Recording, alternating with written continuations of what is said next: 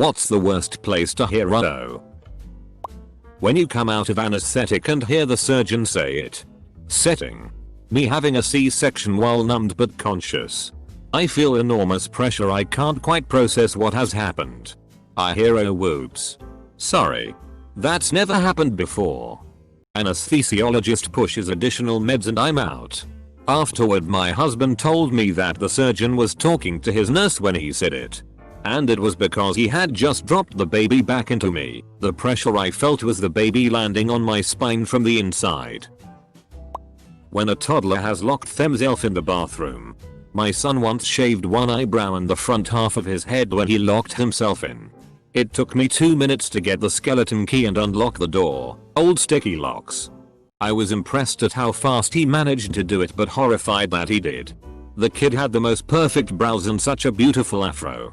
It pained me to finish cutting it off. And I had to draw his eyebrow on BC. It was the day of my brother's graduation and we were having a big family party. The control room of a nuclear power plant. I work at a nuclear power plant and the operators always tell me our reactors are basically designed to shut down and they have to constantly provide inputs to keep it running. It's much easier to accidentally bring the reactor to a screeching halt than it is to keep the chain reaction going. A cockpit from the pilot's seat. Eater. Okay. Enough people have told me about the Challenger. It's tragic but please stop filling my inbox with the same reply. My dad flew for the Navy. One time my dad was sitting next to my godfather as passengers on a puddle jumper from one island in Hawaii to another. After the passengers had boarded and during the usual pre-flight cacophony of whirs and buzzes my dad was starting to doze off and he suddenly opened his eyes and said, "Oh." Sure enough. The flight was delayed and they had to deplane due to mechanical issues they couldn't fix with passengers aboard. My godfather won't sit next to him on flights anymore. He said that ignorance is bliss and he'd rather not know ahead of time if he's going to die from a plane crash. At the DMV. Worst f-king feeling. God, I hate all the damn redundancies in the DMV so much. Like with all those hoops to jump through you're bound to have something go wrong somewhere. Getting a haircut. My now fiance was the first real human to cut hair on. I just started my training and met him a few weeks after. He had long hair at the time so it was perfect to practice. Well, I kept saying oops to wind him up. We weren't actually even in a relationship at this point. On a roller coaster. Somewhat related. Was riding an old wooden roller coaster about 10 years ago. It had seatbelts and safety bars that would lock down above your knees. At some point during the ride, I decided to pull up on the bar to see if it was working. To my dismay, it swung up with ease and locked in the upward position. The roller coaster continued to race down the track over several bumps. It was a good thing I had my seatbelt on, or I would have flown out of the car for sure and been toast. The coaster eventually came to a stop outside the station, waiting for the next one to leave. Other riders noticed that my bar was stuck up and tried their bars too. Theirs also went up and locked. Eventually everyone tried it and they all went up. The coaster then started to pull into the station. The look of utter shock from the staff was unforgettable as they witnessed us pulling in with every safety bar in the wrong position. Needless to say, nobody else was allowed on the ride that day. I'm lucky to be alive and uninjured. Check your safety equipment, folks.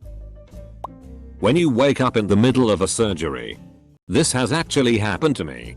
I woke up in the middle of getting dental implants put in. But I was groggy and it was honestly still painless. Once it was over they said they tried to put me back under but I wouldn't go. I just kept my tongue out of the way and let them do their thing. Right after this is your captain speaking. Double quote. The amount of times I say whoops when I dial in the wrong altitude or type in the wrong waypoint is ridiculous. This is the entire reason we cross-check everything when it's particularly vital. There is a checklist and it gets triple checked when assembling IKEA furniture. Kind of happened in the dentist office. I was getting an implant, feeling quite uncomfortable as the dentist was twisting the base into place in my jaw, when suddenly the room went silent. The dentist pulled back then without a word, left the room. I could hear a muffled conversation between him and a colleague. When he came back in, he said, "The implant has broken. We're looking around to see if we can find one the right size. In the meantime, we're going to have to remove what we've already installed. We'll do our best to make you comfortable. I don't have real good teeth. And I've been to the dentist hundreds of times in my life. But that day was the absolute worst. Not an implant, but I was having a root canal done and it was taking an extremely long time. Dentist says, 'Oh, I'll be back in a minute,' comes back with his older colleague who then proceeds to root around in my tooth. I'm not being told anything at this point. Procedure takes just over 2 hours, should have been 45 minutes. He takes all the contraptions and shit out my mouth. I've got deep marks in my face from the equipment, and even with the anesthesia my jaw aches. He proceeds to send me for an x-ray, and only when I comes back clear does he explain that he snapped one of his tools in my tooth fairly early into the treatment and spent the best part of an hour trying to get the small piece of metal out. Then explains I need to make another appointment to come back for a crown. Yeah, that's not happening. Honest to God, the pain down the side of my face from having my jaw wedged open for 2 solid hours lasted for days. From the room you're in when you're supposed to be alone. Mission control shortly after takeoff. Worse. As with Challenger. They go silent. Skydiving. Oh. Instead of a parachute. Don ready pack my sack full of dildos. The delivery room in a hospital. How me and siblings was born. The oldest turned around, but first, when the water broke. The next one came out face first and I was kind of stuck somehow. While getting a vasectomy. Not quite that severe. But my vasectomy ended up taking about an hour instead of the typical 15-ish minutes. Because he just couldn't find the second vas deferens. Apparently the left one was really far over into the right side of the scrotum. So when he went in on the right side he snipped the left vas deferens instead of the right. When he went to the left side of the scrotum he couldn't find anything. Took him like 45 minutes of poking around in there to realize his mistake. My scrotum was f-king throbbing for days. Bathrooms. Operating tables. Sex. The power plant. Working in the laboratory with dangerous chemical substances. Shall I continue? So let me get your story straight. You were having sex on an operating table inside a bathroom of a power plant where they were working with dangerous chemicals in the lab room? And then you heard "oh" at the vet. You'll never hear "oh" at a vet clinic unless it's something like your dog peeing on the furniture. Anything else? You get a round trip. Comprehensive tour of parental procreating. Excrement. And at least 3 religions worth of bad language. We swear a lot over the littlest things. Bad coffee. Bad hair day. Good coffee. Funny joke. And yes. Of course.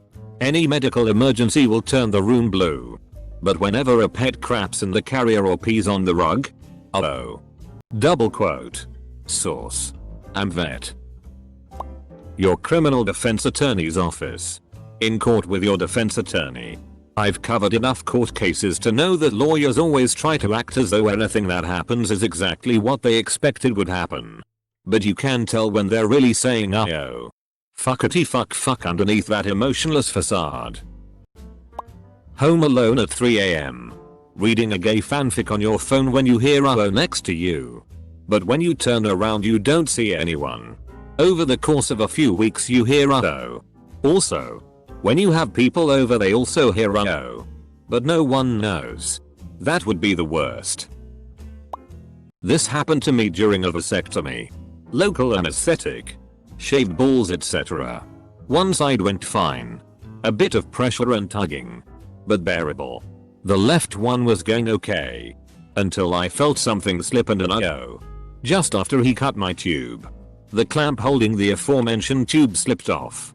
The clamp fell on the floor. The tube shot inside of me. Released of its tension. He looked up at me and said he was going to give me more anesthetic. He gave me the shot and waited a few minutes. He then got some long, thin forceps. Stuck them in the incision and went fishing. Holy hell. I have never felt such a sick to the bottom of your spine pain like it. My leg jerked in reflex and kicked the trolley with all the sanitized instruments on it all over the floor. He stopped and found a new sterile set. By this time the anesthetic was beginning to wear off and he couldn't give me any more. The next few minutes are burned into my soul like a branding iron on your foreskin. The pain was biblical. Took my breath away. It made me want to puke and run at the same time. Finally he found the end and pulled it back out. I felt like my insides were being unraveled like barbed wool. I felt every stitch after that. I still get flashbacks to that gut-wrenching pain. In 2016 I had an angiogram. That's where they shove a wire into your wrist, up your arm, then they navigate it to your heart. They then squirt some contrast dye and they gauge by how much they squirt into the corresponding rate coming out how clogged your artery is. Of course it definitely doesn't help when you hear "uh-oh" from the guy poking around inside your heart at that point. But yeah. That's about the worst time I needed to hear that. My right coronary artery was 99% blocked lol. Actually. Not lol really, as I got lost on the system and it took almost a year to finally have my heart operation. Good old UK NHS. Pile of shit. When the surgeon says, the knee bone's connected to the something. The something's connected to the red thing. The red thing's connected to my wristwatch. Oh. When somebody turns on the TV to see who won the election. I work on the ambulance and the rule is you never say "oh." Instead it's "that's interesting." A stylist at a salon is doing a major color transformation on you. They come back after 30 minutes to check on your hair color. They open up the first foil. Oh. Several years ago I worked on a coastal barge for transporting sand, stone and aggregate up and down the coast. One of the managing directors decided it was time to take the helm of the ship after X amount of years of not doing it.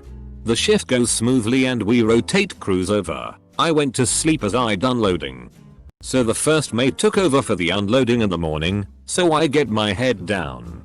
My cabin is located under the wheelhouse bridge. I begin to drift off despite having daylight coming in through the porthole. The curtains we had were crap. And suddenly there's an alrighty crash and I'm thrown to the floor from the bed.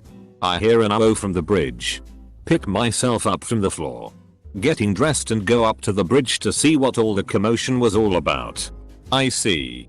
On the quayside the managing director on the quayside speaking to the crane operator. I ask the skipper, more or less the captain of the vessel, what had happened.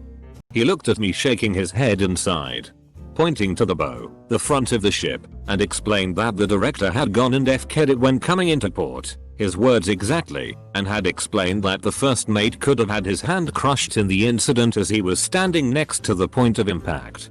By the time I had worked my way up to the bow to ask my shipmate if he was alright and to survey the damage, the managing director had disappeared from sight. Can you blame him? Moral of the story? Don't let management touch anything. I have some old pictures somewhere. Did a bungee jump once. Went off to the platform to jump off. Got ready. Started jumping. At exactly that point where you can't stop the jump anymore. Yet haven't left the platform. The instructor yelled "oh. Wait." So there I was. Falling off the cliff screaming and fearing for my life. Just to find out I got pranked. When the anesthesiologist is actively inserting a needle into my spine during active labor. This casual whoops was accompanied by a splatter of liquid all up my back. It's okay. The syringe just broke. He got a new one and everything was fine. But that fucker turned down the AC to Arctic levels during the 5 minutes he was in my room. Rude. I remember ages ago reading about some space disaster, I think, possibly Challenger in 1986, where there was a recording of someone saying "oh" from a black box right before an explosion happened. Nuclear power plant. First, they're trained not to be hyperbolic in general as they're capable of causing panics and their job security is directly hinged on their safety performance. Secondly, the list of things that can go wrong is quite large, however the result of most of them are not catastrophic. People who work at nuke plants recognize this and so don't say "oh" for everything that is going wrong. This culminates that when a nuclear physicist says oh and then starts running. It's probably too late. In a public bathroom. Or worse yet, someone using your bathroom. If I hear someone say oh whilst on the toilet, I can only assume they've either had a terrible accident or are about to experience some form of terrible gastric exorcism. Airport luggage check-in line. Either from you or the people you are traveling with. When you've just given birth and instead of the doctor saying it's a girl boy, they just go oh.